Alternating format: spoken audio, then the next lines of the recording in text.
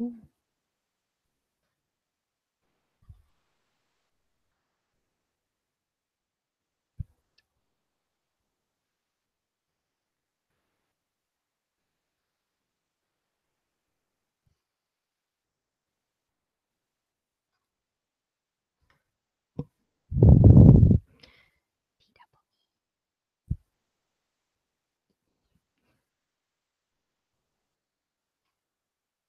Okay.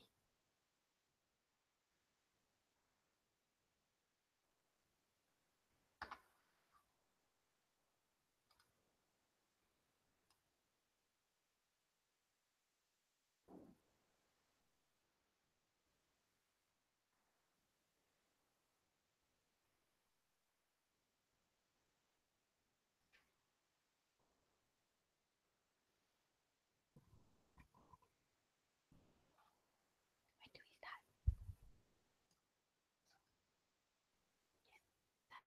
Okay.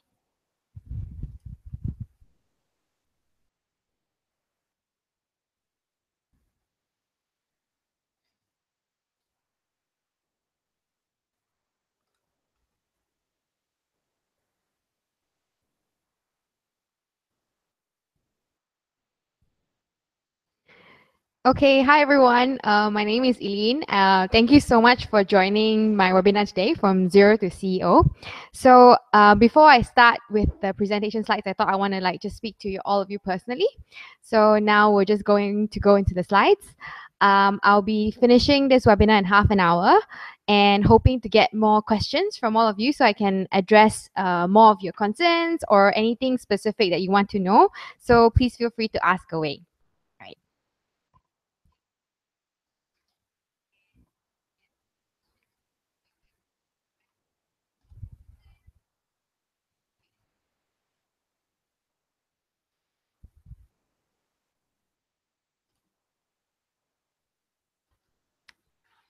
Okay, so all right, so about me. So my BHAG, big hairy ambitious goal is to become a woman CEO that leads with 5 Cs. So what is specifically the 5 Cs? Creativity, collaboration, confidence, compassion, and contribution. Because I think that in the corporate world and the CEOs in the workforce are normally trained with accounting and finance background. CEOs, apart from, I think, Indra Nui from Pepsi, that really believes in design thinking and leads through creativity and collaboration. So my B hack is to become someone that leads with the 5 Cs. And the quote that I have in the picture, "Be so good that they can't ignore you," really resonates with me very, very well. Because I've always never let things or people saying no get into my way.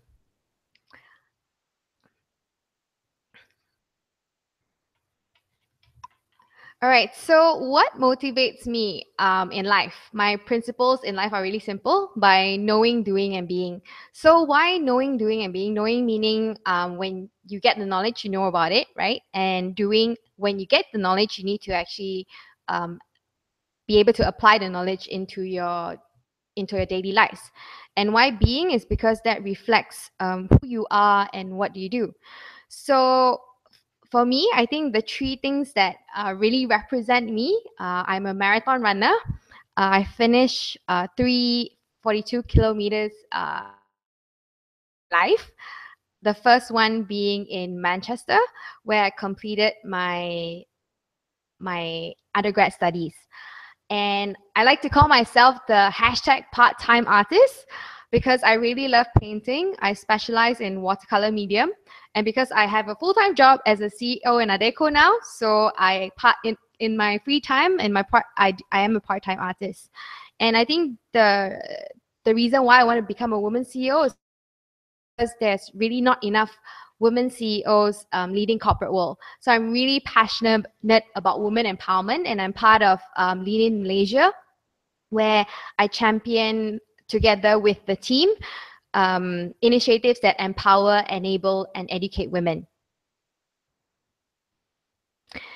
So a bit about the Adecco Group. We're the #1 workforce solutions provider And we have 5,100 branches over in 60 countries and territories. We're one of the Fortune 500. We are headquartered in Zurich, Switzerland, and we're one of the highest industry revenue cash flow in market cap. In 2015, our revenues were 22 billion euros. We have approximately 32,000 full-time equivalent employees. And I believe last year we actually managed to place 110,000 candidates globally. And we actually have more than 700,000 associates on assignments daily. In Malaysia specifically, we have 13 branches. We have approximately about 120 employees, where we do number of permanent placements about 1,700, and we have about 250 clients that we serve in Asia. So, what are some of the values of Adecco? We really believe in team spirit. Taking a customer lens, customer focus. We're really passionate about the things that we do. That's why we are the #1 workforce solutions provider in the world. We take pride and responsibility in also the environment and also the CSR initiatives, which I'll speak a bit more later in the webinar. And we believe entrepreneurship. So if you see on the top right corner, that's Alan, our CEO. So he has said that with people, purpose, and performance and profit, we have set the foundation for future success. So he's a big believer about talent and about employment. So he really believes in what we do, and I think that really emulates true in all the different Adecco companies and branches globally. So we provide staffing, and also in terms of general staffing and professional staffing, and in terms of solutions, business process outsourcing, and also career transition and talent development. So that really is just a one-page nutshell of what Adecco Group is, before I transition and tell you all more about what is the Adecco CEO for 1 month.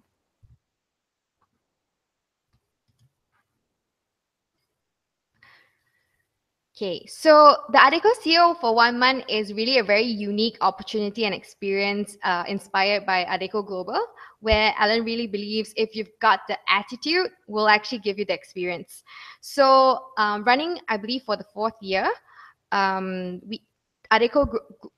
Global actually identifies 60 young talent worldwide.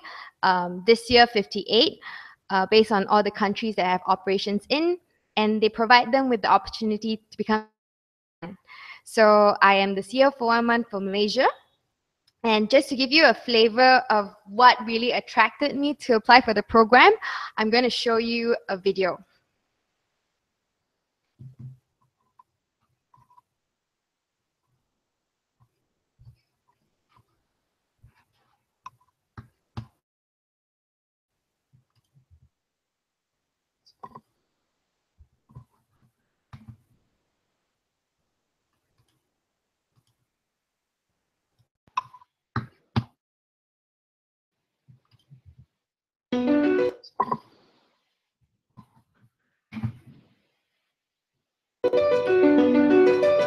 Have you ever wondered what gives successful people that extra edge? Their intelligence, their qualifications, their experience. Have you ever wondered what gives successful people that extra edge? And always strive for excellence. Their intelligence, it's how they step their up qualifications, to bigger challenges, their experience. If they fail, they learn from it. Have you ever wondered what gives successful people that extra edge? And they have clear goals. Their intelligence, dreams to be their qualifications, bigger challenges, their experience, because they believe in themselves. Have you ever wondered what gives successful people that extra edge? Your CEO attitude. Their intelligence, dreams to be their qualifications, bigger challenges, their experience, because they believe in themselves. Have you ever wondered what gives successful people that extra edge? Your CEO attitude. Qualifications, bigger challenges, their experience, because they believe in themselves. Have you ever wondered what gives successful people that extra edge? CEO attitude. Qualifications.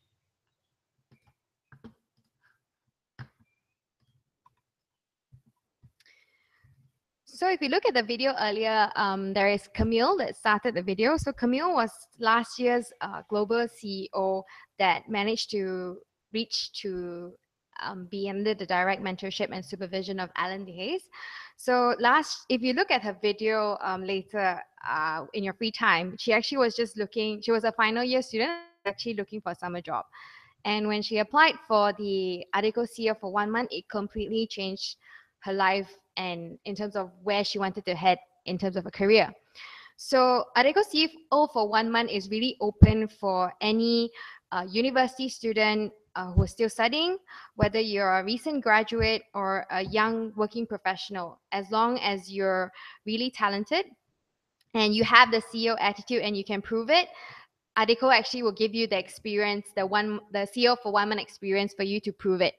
So in this slide here, we have the 48 country CEOs that are competing globally. And Adecco is currently running a sort of competition. If you've got an eye for talent, and if you can guess the top 10 finalists that will make through the next boot camp, you actually stand a chance to win 10,000 euros towards a training course of your choice. So look for me and make sure you select from Malaysia, support me, and also select 9 other candidates which you think would make through the next round. So if you go through each of the candidates' profiles, short bio on each of the candidates. So do look through and see which candidate resonates well with you and do cast your vote.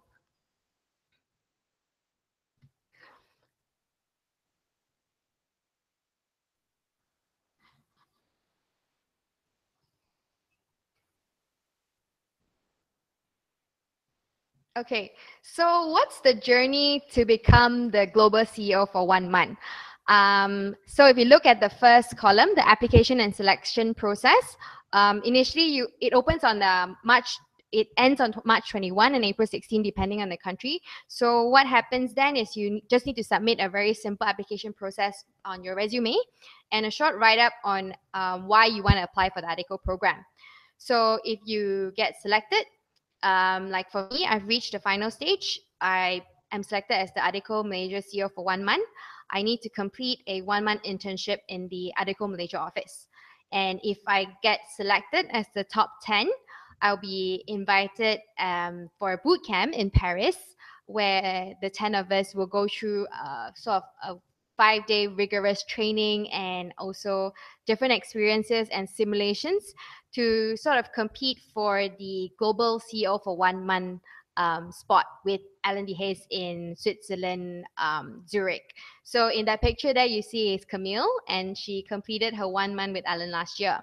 So today. So I'm at the second phase, the second stage, where I start my 1 month internship in Adecco Malaysia office. So I officially started on the 19th of June, and today is my 3rd week in office.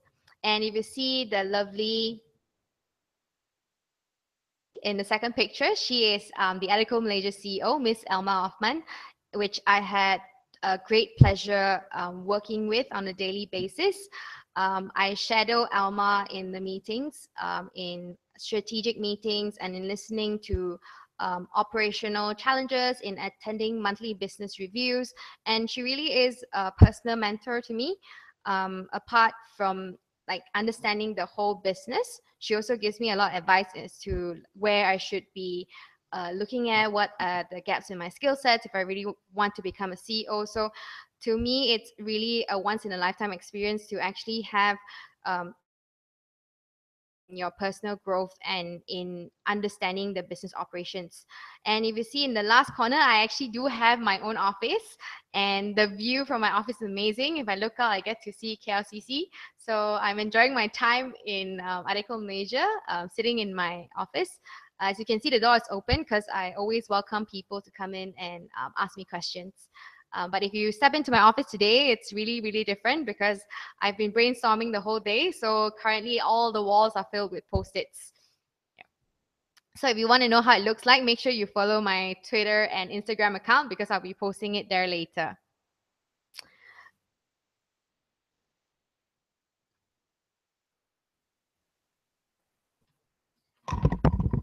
Okay, so how is it a day in my life as Adecco Malaysia CEO for 1 month? Um, when I first went on the third day, I organized a chit chat session with everyone in the team because I really believe that to break the ice, like I needed to have the opportunity to speak to everyone. And I think the best way is to have a chit chat session. So there, I really just shared with everyone what I'm sharing with you all now, like my background, what did I do, what motivates me. And I think it was a very great session to get to know everyone. If you look at the picture there, I had almost full attendance in the room. So that was very wonderful and also very touching as well, knowing that the team really welcomed me and ensured that, I had a good sort of transition into the Adecco Malaysia office. And if you see at the bottom, there's the Adecco family, which I have the privilege of working with. And those are my team that I connect with on a daily basis.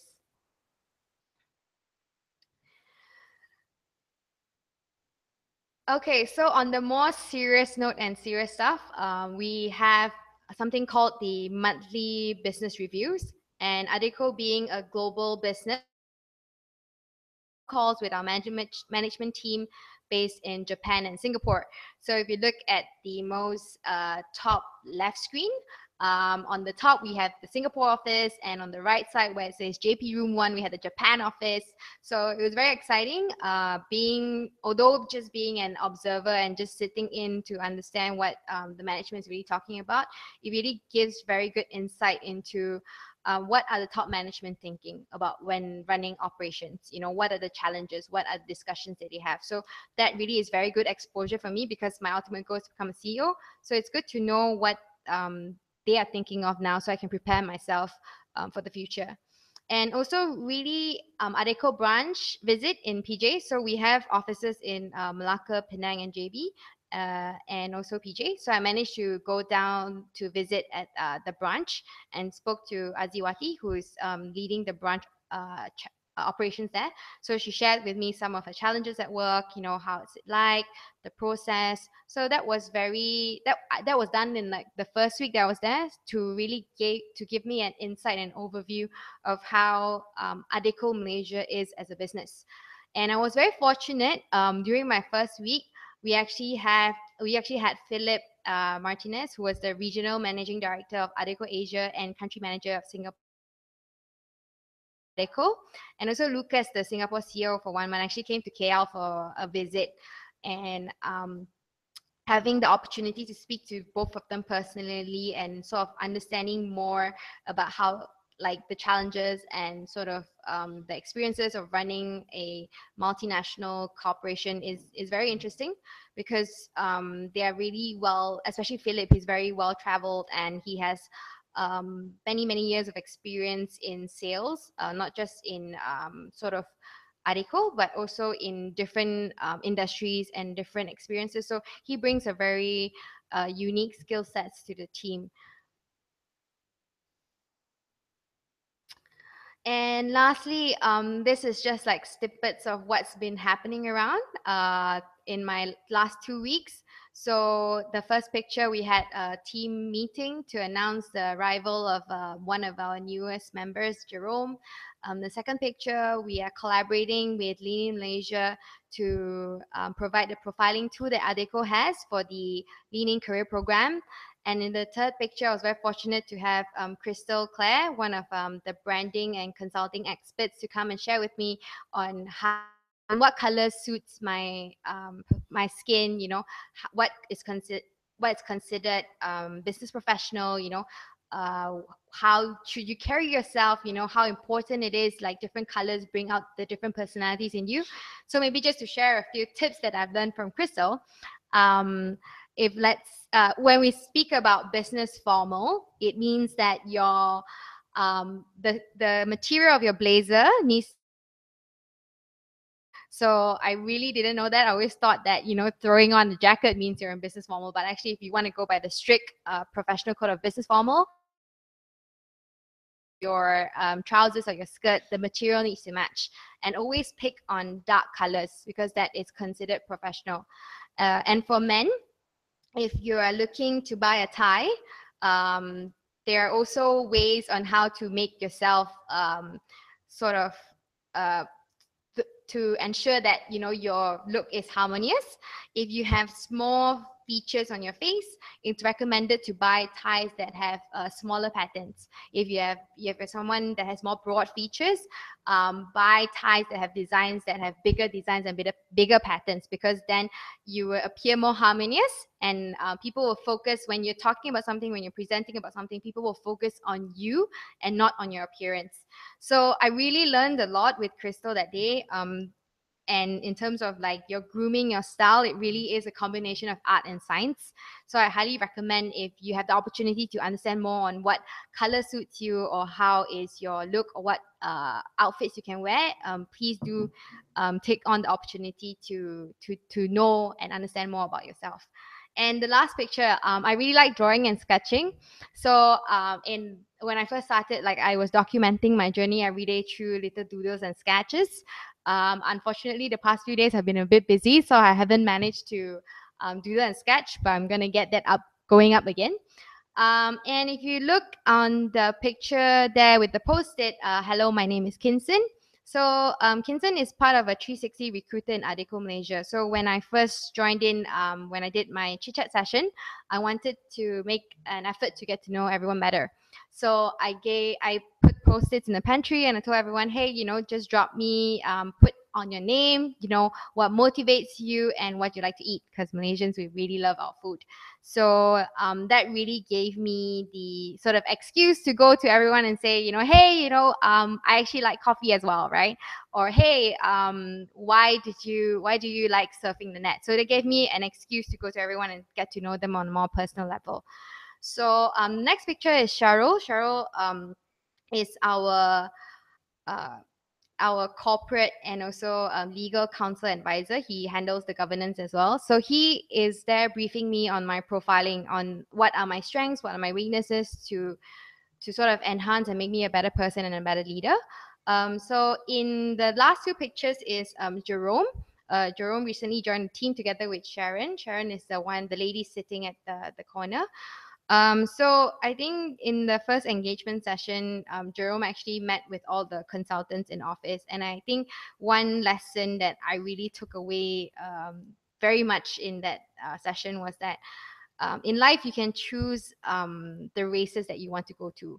So prioritize, and if you want to do something, make sure you're number one. Choose the battles that you want to go for, pick the fights that you want to go for, and when you go for it, make sure you do your very, very best in everything that you can and you do.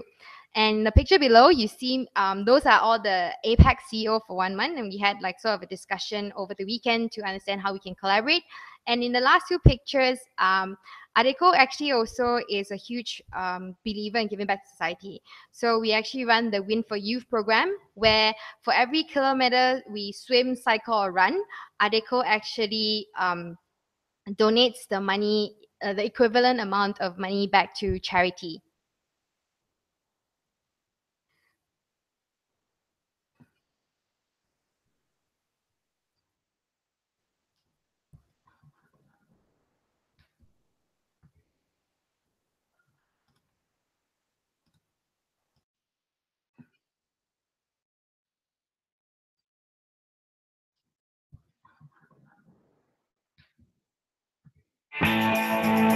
Greetings, my name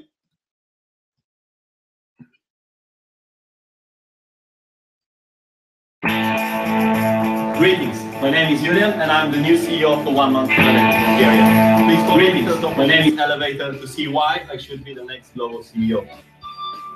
That's first of all because I have a passion.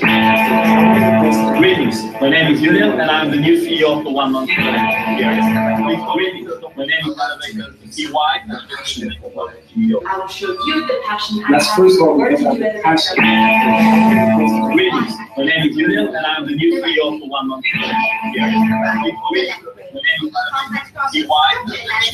Simple. I should use it. Let's first of all look at the hashtag.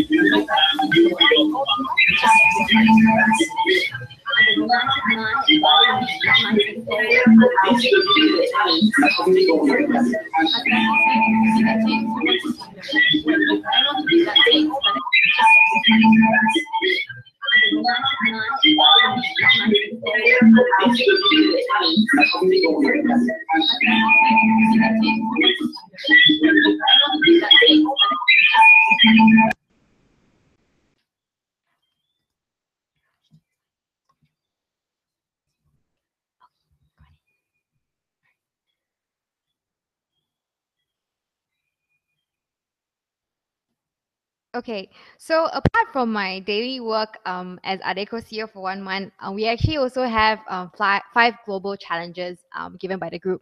So the one that you watched earlier was challenge number one, the elevator pitch. It was quite, I remember doing it and it was really funny because they suggested for us to do it in an elevator. And I stay in a landed property. So I really didn't know where to go to find an elevator.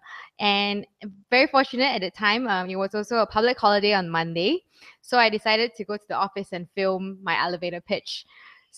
So it really is like being part of an amazing race, having the challenges coming up to you every week and you need to complete them in a certain set of time. So that was just challenge one, which is the elevator pitch. And we had challenge two, where you had to work together with your colleagues and help them solve a problem. Challenge three, gain the most number of Twitter followers. And challenge four, on writing. Challenge three on opinion leaders, where you needed to write a LinkedIn article. So here I actually shared the top three skills on to excel in the future workplace, and here's how.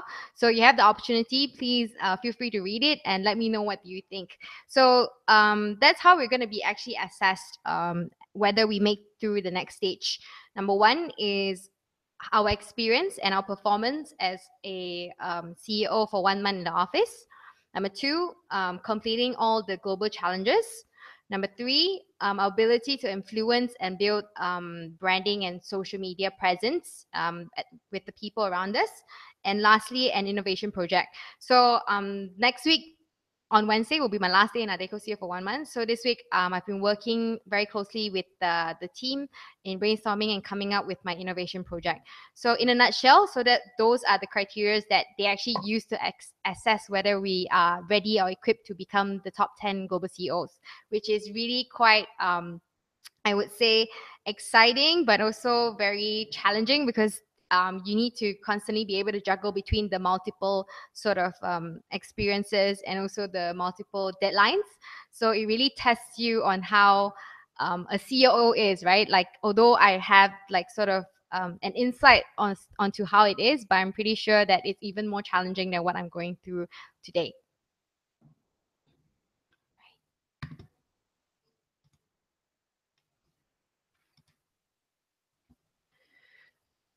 Okay, so I think I covered a bit on the criteria to qualify for stage two. So I'm just going to skip this.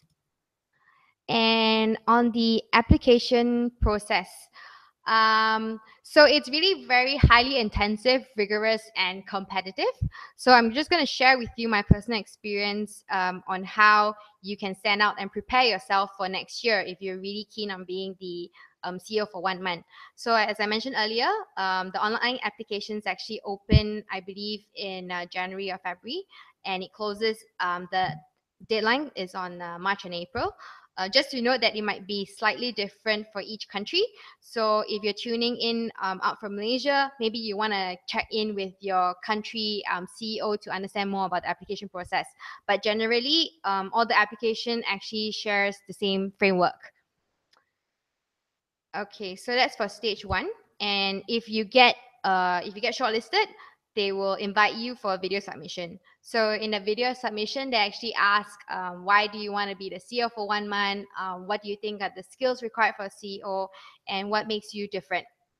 So if you met, and they actually give you a really short timeline. I remember receiving information that I was shortlisted on the Friday, and they needed the video delivered on a Sunday. So you really need to work round the clock to be able to even qualify for it. And if you manage to impress the committee with your video submission, you'll be invited for a group presentation and also a personality test. So what do I mean by the group presentation? They actually give you 5 questions, 5 topics, where you would choose and prepare a presentation on some of the questions that they gave you. So for mine, I specifically chose how social media affects recruitment, and I used my own experience as an example. So I actually found out about Adecco CEO for 1 month on Facebook, and that's when I got curious about it because I wanted to be CEO, and I clicked onto it. Really liked how the vision and the mission and also the culture of Adecco, and that's why I decided to give it a go and submit for it. So you actually need to do your group presentation in front of the other qualified or selected candidates. So I remember doing my presentation in front of a group of, I think, 8 people, and that was a, like, I'd say, quite an interesting experience, because I didn't know that I had to come and present to a group of people. So in my mind, I prepared myself to present to sort of the panel of recruitment committee and the judges. So it was quite refreshing to have different people in the room. So we had opportunities to ask on the information of the presentation, challenge each other, ask each other questions, which is really an important criteria or skill set that you need to develop to be comfortable being challenged as a CEO. And one thing that I found really interesting, I've always applied for a lot of programs, and this one was very different because they actually made us do a personality or profiling test at the end of it. So the profiling test allows sort of Adecco Malaysia to understand more on each of us as a candidate. And like I mentioned earlier in the slides, Sharul actually spent time to sort of explain to me my profile and what I was good at and what I was not good at. So I felt that really was very useful and very helpful, because now I know what my strengths are, and if I want to put it in my CV, I know specifically what I can say. And after the group presentation, and if you're so from stage 3, it was about 20 people that they shortlisted from Malaysia, and then in the phone interview they selected, I believe, 5 candidates, and after the phone interview was the last round, where we had a one-on-one interview with the Adecco Malaysia CEO. So I had a chat or an interview session with Alma. So there she really drilled me and asked me questions. I remember being thrown off guard. The question that she asked me was, as the Adecco CEO for 1 month, when you first come into office, what are you going to do? And I remember telling her that specifically from my experience, to be honest, I didn't know about Adecco before this program. So I really wanted to work on the branding perspective, the marketing perspective of Adecco, right? How can we then promote this program? Because I believe it's such a great opportunity and just not known among many. And I remember Alma telling me, you're a CEO, you actually need to think about your operations more holistically, right? You need to think about your people, the finance side of things, the sales, the marketing, all of these are important components and pieces. So that really is, I think, one of the fantastic opportunities, working together with a CEO and being able to understand and know more about it. Okay, so yeah, and this actually happened over 2.5 weeks. So it's really, really intensive and rigorous. So if you want to apply for the program next year, I highly recommend you to be ready for an intensive and a very competitive sort of application process and deadline. So please be ready to be able to cope under pressure, and a bit of stress.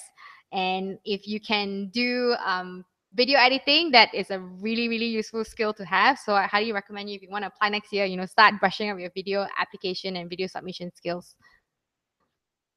Okay. All right. So I think this is the second last slide. So I'm just going to share on how you can also become the Adecco CEO for 1 month next year.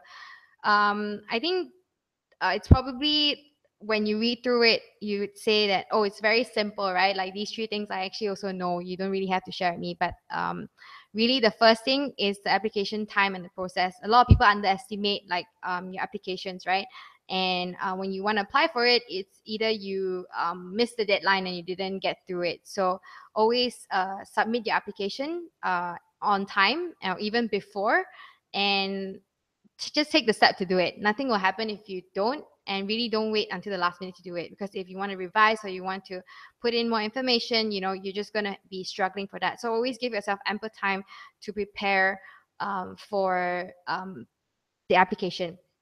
And secondly, like I emphasized before earlier, they're really looking for your attitude. So as long as you have the right attitude, they are really willing to take you in and give you the experience, right? Have the open mindset, the agility of problem solving, leadership, and also innovation. So these are some of the things that I picked up over my time here, that they're really looking for these sort of 5 key components when judging or when selecting their CEOs. And last one, right? I really am a strong believer of this. Opportunity always favors the prepared. So make sure you get yourself ready with presentation skills. You need to be confident to convey your ideas. You need to be able to communicate very well. And also simple video editing skills will be very good for you to stand out and shine in the application process next year. Okay, so for the last slide, please support me for the Global 10 by following me through LinkedIn, Instagram, and Twitter.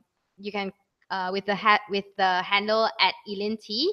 I have live updates there. If you have any questions, feel free to personal message me. I'm more than happy to share with you everything and anything that I know from this whole experience.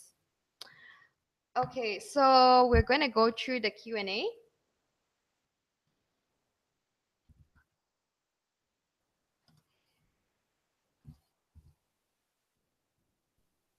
All right, so I received a couple of questions here from all of you. I'm going to try my best to cover all of them.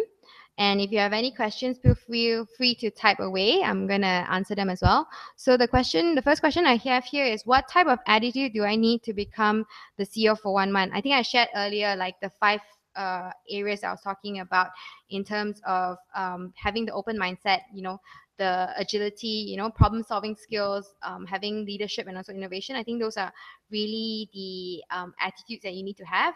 And most importantly, the energy and the can-do spirit, right? No one's going to want to surround themselves with a CEO that's really just very negative or very has low energy or like low confidence level. So always think of, like, if let's say you want to be together with a CEO, what kind of CEO do you want to hang out with, right? So that is, I think, a good sort of estimation, or a good sort of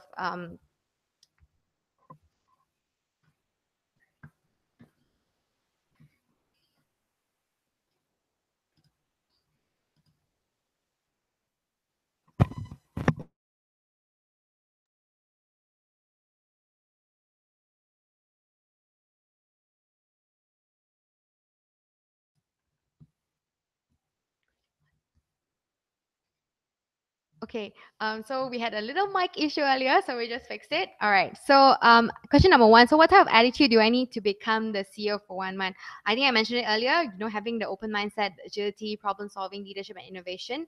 Most importantly also is your energy, right? What kind of vibe do you want to give out? You want to give out a very positive, you want to be a person where people want to hang around with you. I think as a leader, I realized that, people look up to you and people want to associate with you because, like, they like your energy or they like the vibe that you're giving up. So it's very important for you to understand how your presence influences other people. The second question, how have you been transforming in your journey? I think for me, it's a lot of opportunity to self-reflect and really understand what kind of gaps do I have in my skill sets if I want to become a CEO in the future. And that really has been fantastic because I really wouldn't be able to gain such an exposure if not for this CEO for 1 month program. And for question 3, what should my next steps be after this if I want to become CEO? I think I shared in detail, right? Brushing up your presentation skills, your communication skills, video editing skills. And also, I think a tip if you want to win next year is also start building up your follower base now, right? On Instagram, on Twitter, because that actually does count towards the final selection for the global CEO stage. And the question here. So based on your experience from a CEO, does a company really hope all their employer have the leadership traits?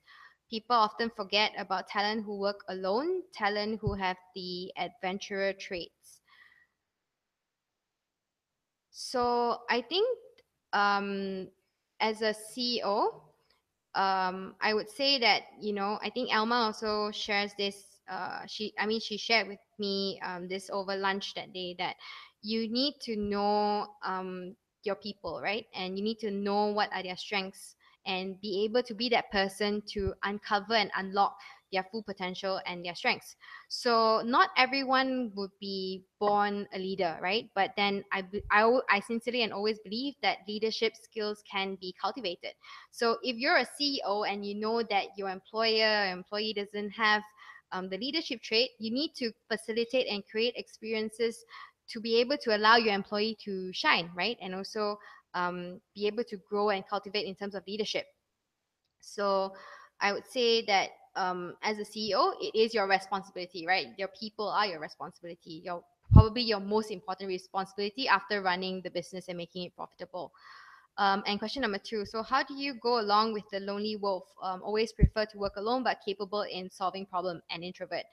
I think that also reiterates to my question number 1 earlier, right? Like if you know that person is specifically, likes to go alone and works in their own space, then you need to respect that space. But also create opportunities and experiences where you can get to know the person better, right? Because deep down, we're all humans, we have emotions. No matter what, you would still like people to care about you. So it's about how can you then care about that person, not just from a work perspective, but also out of work perspective, because ultimately you're working together as a team. So I think Jerome did share, right, that in the World Cup and in the football, the teams that won, it's not because they have the best players, right? It's because they have a team of really good players. So as a CEO, you really need to think about, everyone in your team as a strong player, and how do you actually bring the best out of them so that you can win the war together. And question number 3 I have here. Imagine that you're climbing the world's tallest mountain. You only have 50 meters left to the top of the mountain. Now that you have 1 hour to climb to see the sunrise, however, your one and only teammate has a heart attack. So you can choose to continue to climb, or you can take care of your teammate and wait for the helicopter. What will you prefer and why? So for me, I would definitely say that, I will be, as a CEO, I'm going to be like taking care of my teammate, because, the opportunity to climb the mountain will always be there, right? To see sunrise, you can always come back another time.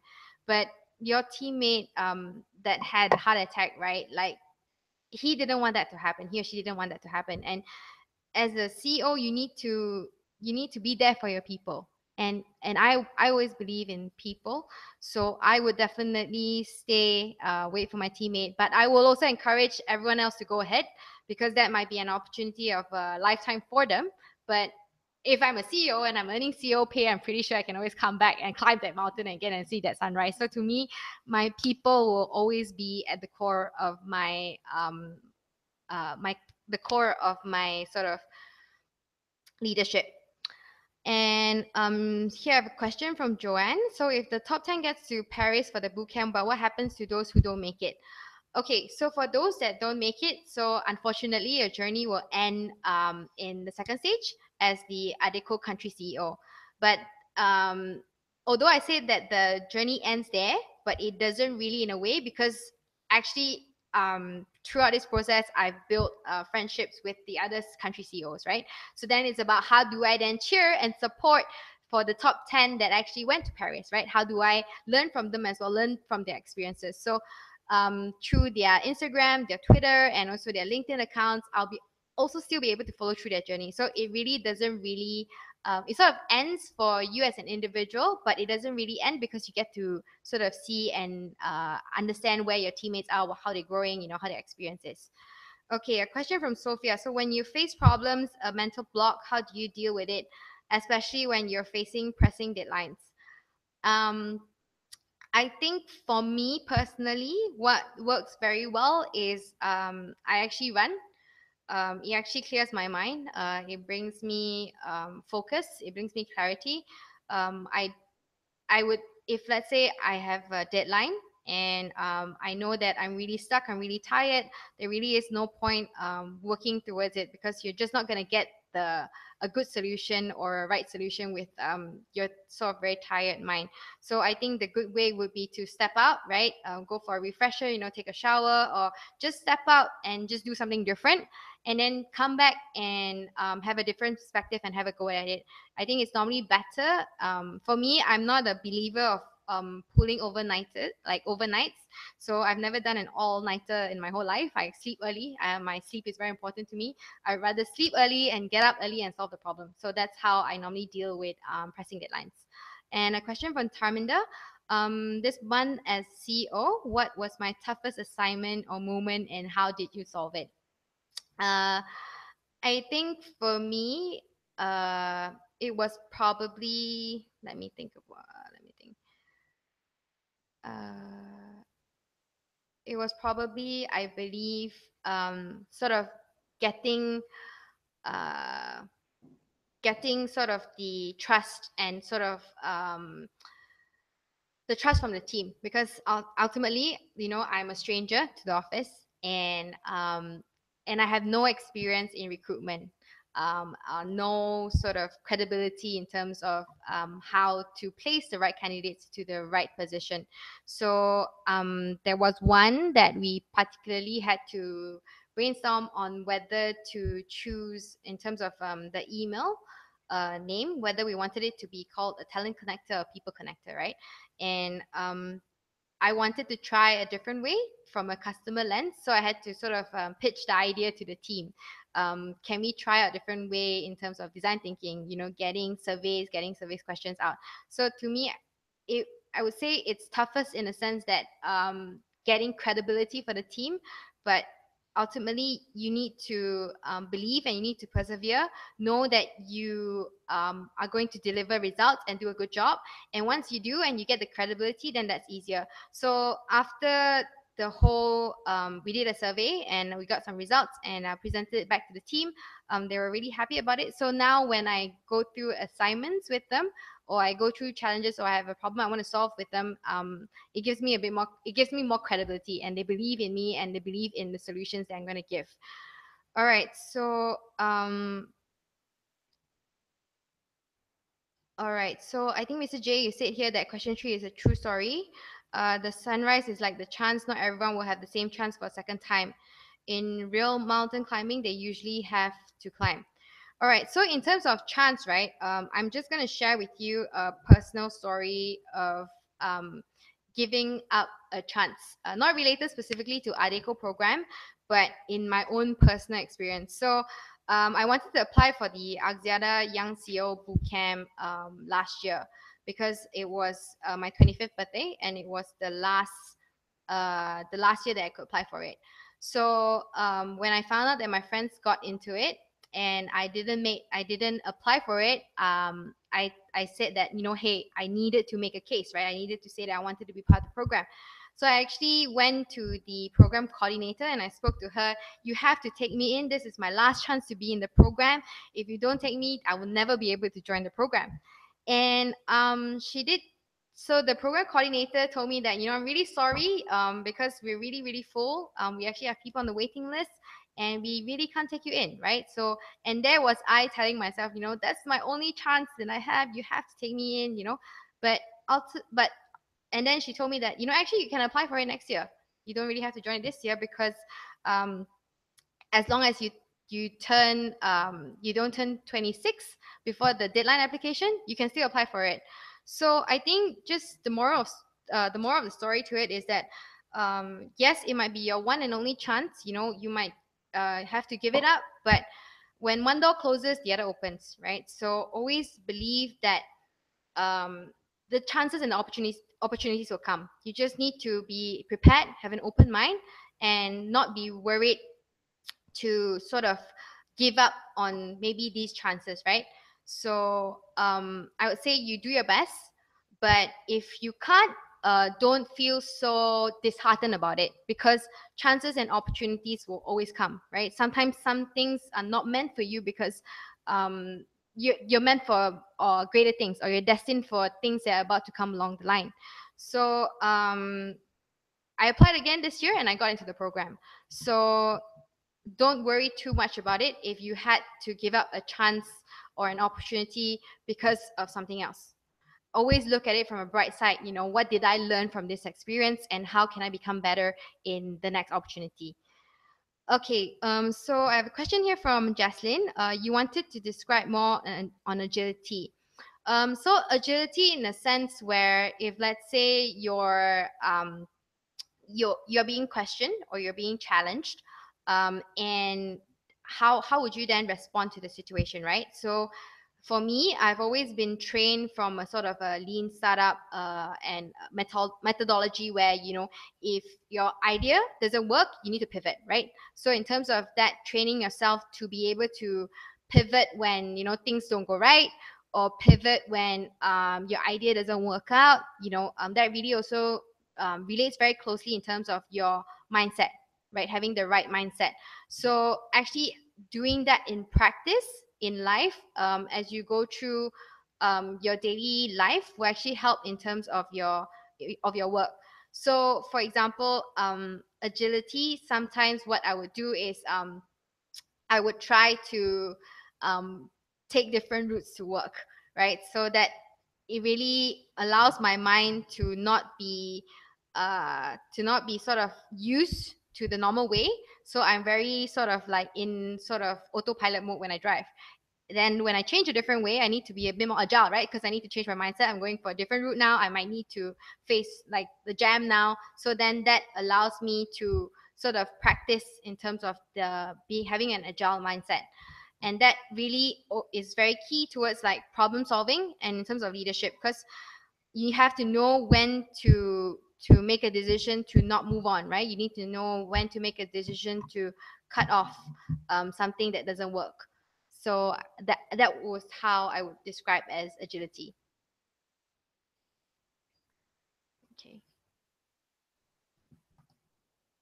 All right. So that's the last question in the chat box. Does anyone else have any questions, or you feel that what I've shared is not what you're looking for? I mean, please feel free to let me know. I'm really open to constructive feedback, and also anything and any sort of things you want to know. More than happy to share in the last 8 minutes.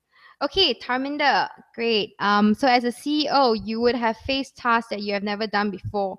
So what is your strategy in taking on a task in an area you have never done before and ensuring it is successfully completed? Okay, so for me, I think it's about having tools that you equip yourself with, that you're very comfortable with. So for me, if I'm always given a task that I've never been done before, to me that is really about problem solving, right? And then how do I then approach it with a strategy? So I've been design thinking trained, so I'm very well versed in terms of the design thinking methodology, where we always problem solve for a human, taking a human centered approach. Ultimately, everything in life, whether it's a product, whether it's a service, or whether it's a customer, you're ultimately dealing with people. So my strategy in that is always, don't get bogged down by the uncertainties. But take a more sort of structured approach, right? Because as you break down the problem, then you will have clarity and you would know where you're going towards. And for example, if you've planned out a strategy and it doesn't work, you like don't don't be afraid to tear it off and try again, right? So the idea is that really having that agility to pivot, right? And how do you then ensure your strategy is successful? Make sure you ask the people on ground. So for example, for me, currently in my innovation project, I'm supposed to design and deliver something for Adecco Group, but I've never had experience in recruitment, right? So how then it was about how did I then bring the tools or the knowledge that I have, for example, design thinking or the business model canvas or the customer journey canvas, and putting things into perspectives, right? So today, I actually spent 8 hours in my room, um, just putting down, I think, 100 over post-its across all the different tools to problem solve. And tomorrow, I'm actually going to be inviting my colleagues in the office to come into the room and actually challenge my idea. So that really is to ensure that my idea is bulletproof before it's even being presented. So that will allow you to have higher success and certainty. I hope that answered your question. If not, then feel free to personal message me later. I'm more than happy to share with you. So busy boy. So what traits does a good leader need to have? I think if you watch my elevator pitch, which the three traits that a good leader needs to have is in terms of the right brain, the left brain, and the heart. And this is really inspired by Axiata CEO when in the CEO bootcamp. So he shared about his own experiences and how leaders, apart from having your right brain, which is like, your creative side, your problem solving, your agility, you also need to have your left brain, which is the more analytical, the more structured side of things. How do you approach things with more sort of structured perspective and clarity? How do you break down problems, right? But ultimately, he said, like, a great leader always leads with the heart, right? So the heart is always the most important bit, but a lot of leaders forget about the heart. So really, if you want to be a good CEO, you need to build on your left brain, your right brain, and also don't forget about the people, right? So that's where the heart is, and you need to be really passionate about people. I would say if you want to be a CEO, you not only need to know your technical skills, you also need to love people. Because reflecting on my journey so far as CEO for 1 month in Adecco, everything ultimately boils down to your people. If you don't have the right people, you can be the greatest leader on earth, but if you don't have a team to support you, you won't be able to achieve greater things, right? So I think there was a quote that a lot of people shared, right? If you want to go, I can't really remember exactly, but it's about like if you want to go further or you want to go far, make sure you go with the team. And my boss, my previous boss, will always tell me that a good leader, is the extent of a good leader. But if you want to be a great leader, you need to know how to build great teams. Because ultimately, when you leave, you want to know your legacy can be continued. You don't want it to die there. So now, wherever I go, whatever I do, I always make sure that I'm looking it from the team's perspective, right? Apart from us achieving the goals for the company, are we also achieving individual goals, right? Are there things that they want to learn? Are there things they want to grow at? Because ultimately, it's about, I think you really achieve true leadership and true satisfaction when you see your people grow. So I think ultimately the three things I would share, build on your left brain, build on your right brain, and also your heart. Don't forget your heart, because I think that really makes you stand out and makes you different as an individual, as a person, and also as a leader. Yep. Okay, so if we don't have any more questions, then we're going to end it here today. I think I just want to say thank you very much to FutureLab for giving me the opportunity to be here and also share with you my experiences. If you have any further questions, please feel free to message me, whether on LinkedIn, whether on Twitter, or whether on Instagram. I'm more than happy to share with you. about my journey or the application process, or even next year when you apply for it, you want to know, or you want someone to just give you an overview of, is my resume good enough? Are there any areas I need to improve on? More than happy to do that. Okay, so I have one last question from Mr. J. All right. What can a student do to suit the future of work? Okay, so I think I've been reading quite a bit because of the article that I was sharing in LinkedIn, right? So in the future of work, we're really looking for talents and people who are really equipped in terms of your social and emotional sort of skill sets.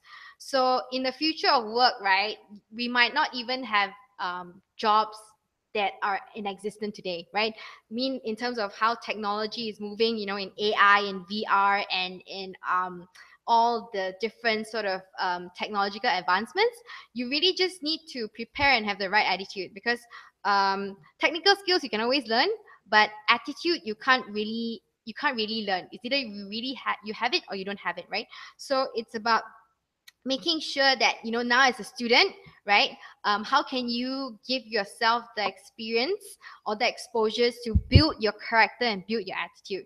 So I remember as a university student, I was fortunate enough to be able to study in Manchester, and I would find experiences that would shape my character. And I think one that really resonated very well and really changed my life was hitchhiking from London to Croatia for charity. So I went with a very good friend of mine, Kashminder Singh, and we both just packed our bags and decided that, hey, we're going to hitchhike for charity. And we went on the streets, we slept in gas stations, and to be honest, I was really, really afraid, because you don't really know who's going to pick you up in the car, right? But that really changed my perspective of things. There were a lot of kind people. There are a lot of people that wanted to help. And that also gave me the confidence to try out more different things. So if there was one thing I reflect back as a student, that I don't regret on, is really challenging yourself to do things out of your comfort zone. Because as a student, you have time, and you should just really try and learn new things. Whether it's picking up coding or volunteering in a charity organization, because you never really know what you're able to learn and what you'll be able to uncover about yourself. So make sure you find opportunities to create those experiences that will be able to shape and develop your character, so you will be more ready for the future of work. And one last question for Christine. Thank you so much. So do I have any other plans after Adecco? So for me, I actually took a 1 month unpaid leave from Sime Darby to attend a program. So because I'm a Sime Darby scholar, so after I finish the program, I'm going to go back to Sime Darby and further contribute back to the organization. But this opportunity has really given me the edge and really the experience and the skill sets to think bigger, right? Especially on the innovation project. I joined this program because I really wanted to just challenge myself and step out of the comfort zone, right?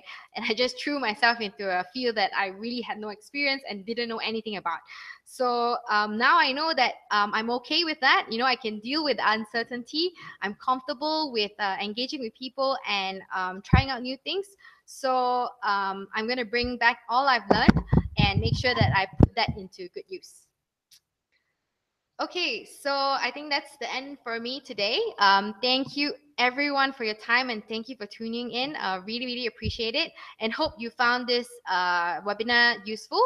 So do tune in to FutureLab, because they have, I know from them, the team here, that they have a lot more exciting webinars coming along. So if I were you, I would be marking down my calendars to see what are the next webinars coming along. All right, thank you very much everyone for your time, and have a great evening. Bye.